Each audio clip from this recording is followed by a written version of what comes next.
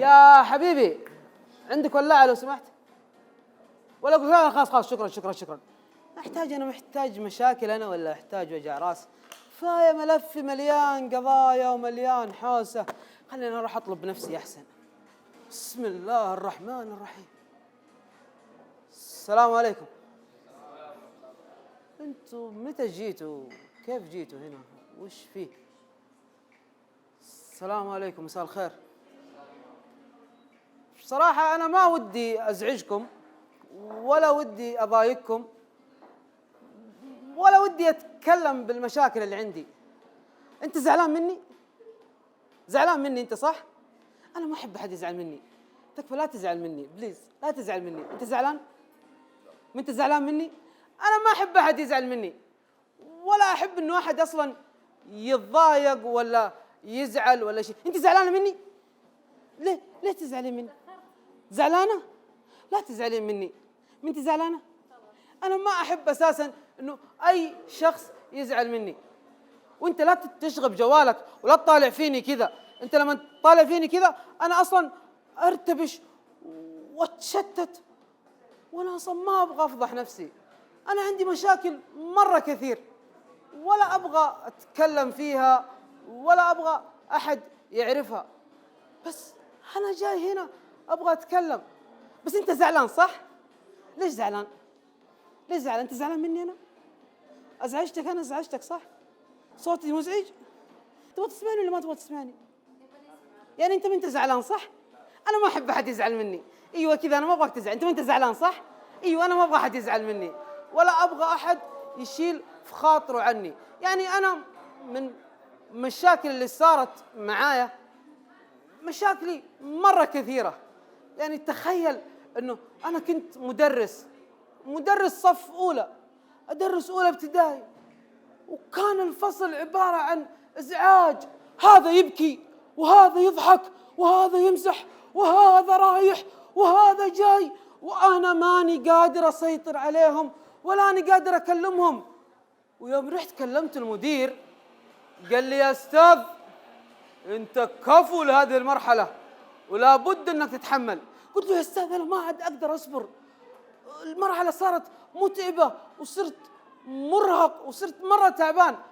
وصبرت يوم وشهر وسنة إلين وصلت مرحلة وفكرت وقررت إني أنقل من المدرسة. ويوم فكرت إني أنقل من المدرسة لقيت مدير جديد رائع فخم. كلمته وقلت له يا أستاذ أنا جايك أبغى أدرس عندك في المدرسة. تتوقع إيش قال لي؟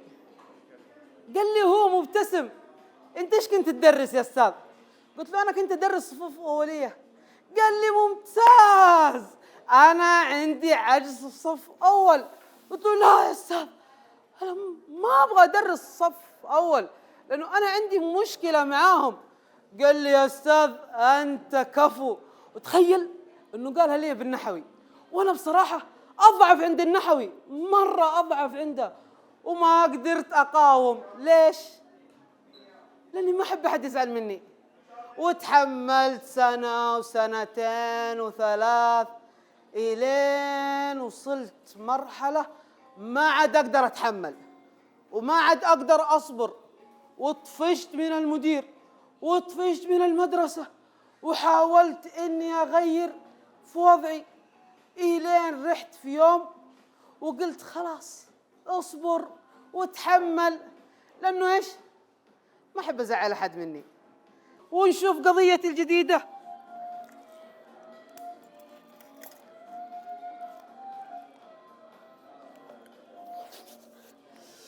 طبعا أنا ما أحب أحد يزعل مني نهائيا، وملفي مليان قضايا ومشاكل. تبغى تسمعني ولا لا؟ تبغى تسمعني؟ أنا أحس إنك أنت زعلان مني صح؟ أنا زعجتكم؟ ضايقتكم؟ أنا ما أحب أضايق أحد، ما أحب أزعل أحد. أنت زعلان؟ ما أنت زعلان؟ أنا في يوم كنت جالس مع أبويا وفجأة قال لي أنت لازم تتزوج. قلت له ليش؟ قال لي أنا الحين صرت رجال. يعني ما أدري صراحة إيش كنت في باله زمان، بس يلا ان شاء الله ما عندي مشكله، ان شاء الله إن يعني رجال زمان والحين ان شاء الله في نظر ابويا، وقررت اني اتزوج. طبعا القرار ما كان قراري.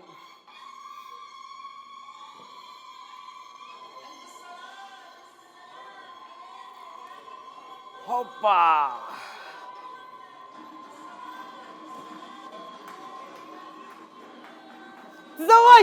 تزوجت يا اخوان، وانا مره مبسوط اليوم زواجي. هي يلا يلا صفق، ليه ما تصفق؟ ايوه اليوم زواجي، ليه ما تصفق؟ ايوه انت زعلان مني صح؟ زعلان؟ صفق. طيب حتى انت زعلان صفق، اليوم زواجي، تزوجت اليوم، انا اليوم فرحان، اليوم زواجي وتزوجت. طبعا انا ما اخترتها ولا هي اختارتني، ولا حبيتها ولا حبتني. كل ما في الموضوع اني ما احب ازعل احد، هم اختاروها لي، امي وابويا اتفقوا واختاروها وتزوجنا وعشنا حياة مرة حلوة، لدرجة انه ما عندنا مشاكل ولا بيننا اي اختلافات. كانت حياتنا هادية، لا تزعلني ولا زعلها، ولا تضايقني ولا ضايقها اساسا، الين كتب الله وجانا طفل. صراحة الحياة بدون اطفال، اذا جاك اطفال تتضايق، واذا ما جاك اطفال تزعل، صح ولا لا؟ انت شكله ما جاك اطفال عشان كذا مبسوط. جاني الطفل، وبعد ما جاني الطفل تغيرت حياتي تماما، وصار الموضوع مزعج. بس يا ولدي اسكت يا بابا، انا سكت فيه وهو يسكت فيه وامه تسكته وهو مو راضي يسكت. وخلاص يا حبيبي، خلاص يا بابا، خلاص يا روح بابا، خلاص يا عمري، ما هو راضي. خلاص يا بابا، خلاص يا ورع، خلاص زودتها من اول اسكت فيك مو راضي يسكت. اسكت اسكت اسكت، لا قدرت انام ولا قدرت اداوم، وهذا مخالف وا وا وا وا. اختلف الهدوء. تخيل الهدوء اللي انت فيه الحين انا كنت فيه زمان، عشان ما عندك احد تزعله، صح؟ انا ما عندي احد كمان احب ازعله. المهم خلونا نقفل موضوع الزواج ونفتح معاكم موضوع الاسهم. اله الا الله.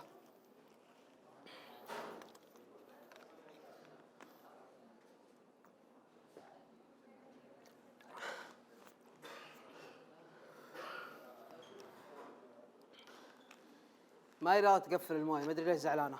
انت زعلانه مني؟ انا ما احب ازعل احد اساسا. بعد ما اشتغلت عند هادي على طريقه صاحبي مصطفى، وصارت حياتي كلها صرف على هادي واخوان هادي وام هادي، والكل يبغى مني مصروف. اتفقت انا واخوي مصطفى او صاحبي مصطفى انه نسوي اسهم ونسوي محفظه اسهم ونشتغل، والحمد لله اشتغلنا. شكلك زعلانه مني صح؟ انت مو زعلان مني؟ انا ما احب ازعل احد، لا تزعلين مني. مو زعلانه؟ انا ما احب اصلا احد يزعل مني. بعد ما اشتغلت انا ومصطفى وكونا مجموعه الاسهم والمحفظه اللي عندنا، صار حياتي عباره عن عمل، وصار مدير المدرسه يكتب انسحابات وغيابات، انا ماني فاضيله اساسا. صار عندي فلوس الحين، صرت اروح الاسهم. يعني بالله بالمنطق ايش يعني لما يخصم عليك 400 ريال وانت تدخل 10,000 في اليوم؟ فرق صح ولا لا؟ يعني خلي ايش يكتب يخصم بالطريقه اللي تعجبه. عدى يوم بعد يوم، فكرت انه اكلم مدير المدرسه واقول له يا استاذ خليك معانا شريك ونسوي محفظه. قال لي يا استاذ انت قاعد تضيع وقتك وتضيع مجهودك، وهذه صراحه ماني متقبلها. قلت له انت جرب وما راح تخسر. وبدأ معايا مدير المدرسة واشتغلنا في الأسهم، وصرنا ندخل ملايين ملايين ملايين. انت زعلان من الملايين صح؟ انت ما عندك ولا مليون، انا عارف الشيء هذا، عشان كذا انت زعلان صح؟ انت زعلان من الملايين؟ ما انت زعلان؟ طب زعلان مني؟ زعلان مني؟ انا ما احب احد يزعل مني. ما انت مدير المدرسه، كيف ادخلك معايا؟ لازم تكون مدير مدرسه. انت مدير مدرسه. اذا نقلت عندك دخلتك معايا في الاسهم. وبعد ما رحنا معاهم في الاسهم وصار عندي فلوس كثيره، صارت الحين عندي ملايين.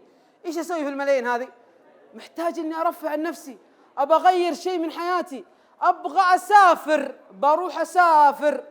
طبعا سافرت ورحت وشفت كل شيء في الحياة، الشيء الطبيعي واللي مو طبيعي. ايوه انت اللي قاعد تضحك عليه، هو هذا مو نفس اللي في بالك. اقصد الشلالات، احنا ما عندنا شلالات هنا، فهذا شيء مو طبيعي بالنسبة لي. انت شفت الشيء مو طبيعي؟ لا في شلالات في الجنوب. ما عندنا احنا، انا ما شفت غير طبيعي. شفت الشلالات والامطار وانبسطت وعشت حياة مرة حلوة. انت زعلانة؟ ما انت زعلانة مني؟ نهاية. انا احس انك زعلانة صح؟ ما انت زعلانة؟ الحمد لله، انا ما احب احد يزعل مني، لا تزعلين. اتفقنا؟ حصل بعد ما سافرت وكتب الله وتعرفت على وحدة. انا بصراحة ما احب الوحدات ولا احب اي حاجة، لكن هذه بصراحة حبيتها وحبتني، أعجبتها وأعجبتني، وصرت أفقدها وصارت مرة تفقدني، وصرنا نتواصل، أكلمها وتكلمني، أهمس لها وتهمس لي. واضح إنك بنتي زعلانة مني. بعدها بعد ما صرت أكلم وتكلمني مبسوطين. يا الله، أحبك، الله يلعن شكلك، الله أحبك، الله الله أحبك، الله أحبك، الله يا شكلك.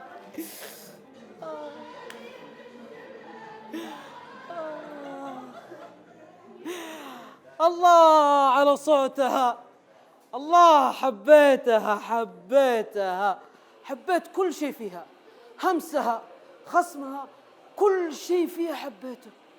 إلين في يوم وأنا قاعد أكلم وأكلم وأكلم ومبسوط.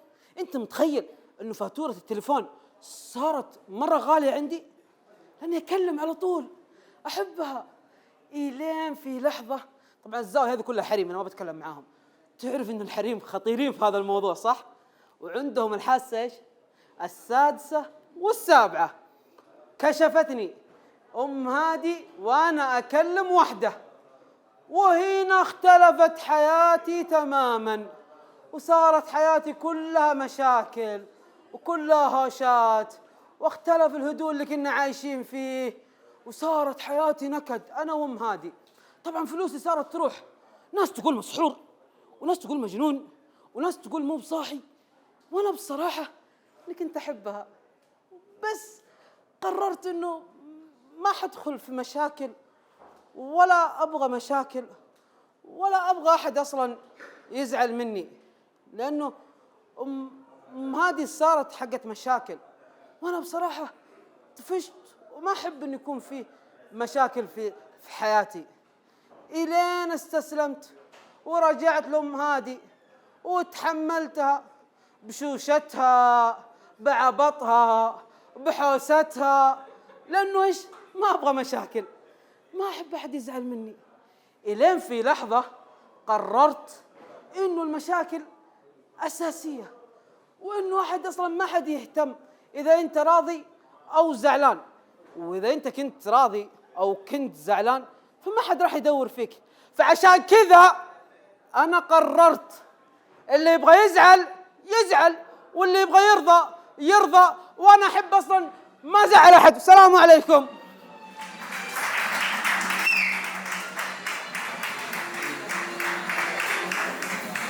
انا زعلان منكم كلكم، ولا واحد في صفك كويس. صفقوا كويس، انا ما عجبني صفقتكم حلوه. دقيقة أمينة، دقيقة باخذ ملفي يسرقونه كله مشاكل. ملفي عندي مشاكل مع الجيران ومع المرور ومع البلدية ومع الصحة، مع كل الناس أنا متزاعل منهم. حتى أنت يا فنان ترى زعلان منك، أنا ما عجبني عملك الأخير.